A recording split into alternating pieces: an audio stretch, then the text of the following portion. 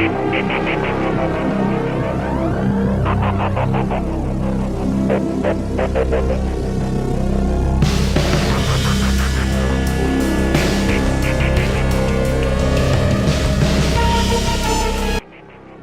Philippine Navy is undertaking its submarine acquisition project in the hope of having a capable naval force, so acquiring such platforms could help improve the minimum credible defense efforts of the Navy in line with the aspirations of the armed forces of the Philippines as a whole.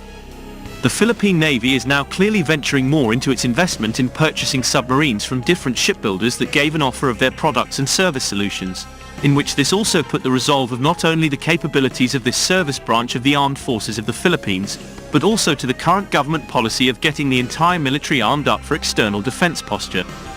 The first focused on providing a submarine base for the Philippine Navy in addition to simply providing a pair of Scorpene-class submarines, comprehensive training for prospective submarine crew, and a credit line financing arrangement with the French government.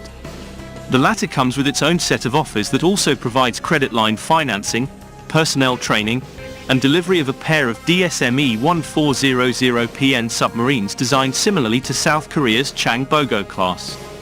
In reports involving a press conference coming from Spanish shipbuilder Naval, their bid for the Philippine Navy submarine acquisition project involves at least a pair of S-80+ submarines, or better known in Spain as Isaac Peral-class submarines, while they also come with a similar package involving training with the Spanish Navy, credit financing coming directly from the Spanish government, and a series of their own plans involving submarine bases.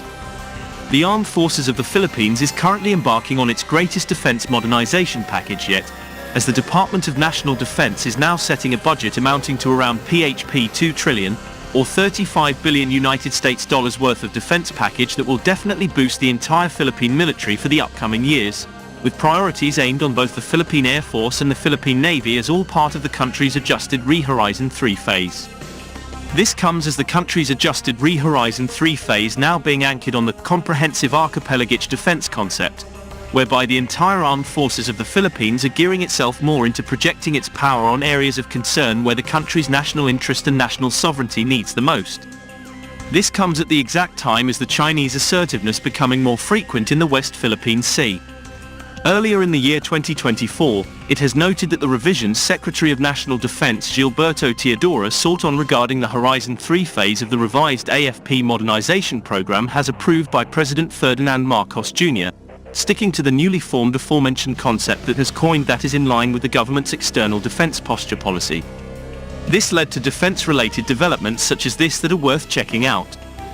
Speaking of developments, the Philippine Navy clearly expressed and raised its interest once more about its acquisition of submarines to boost its power projecting capabilities across the waters within and beyond the country's archipelagic confines.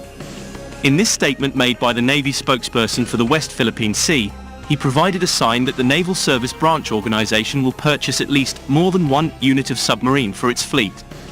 This is not surprising, as the Philippine Navy actually has plans to get at least 2 to 3 units of submarines, of which this has corroborated multiple times on this defense website every time submarines are into discussion. The only difference now is that from our final update last year on this acquisition project, South Korea's Hanwha Ocean upgraded its offer from what has initially been the DSME 1400 Newtons or the Changbogo-class submarines. As this is an improvement over the previously discussed submarine product that Hanwha Ocean initially markets to the Philippine Navy, this topic will primarily cover the usual things that discusses about a defense-oriented product, which is from its development down to its actual operations and specifications as compared to other competitors to the project, which is now added by one more shipbuilder. This will come in a separate discussion.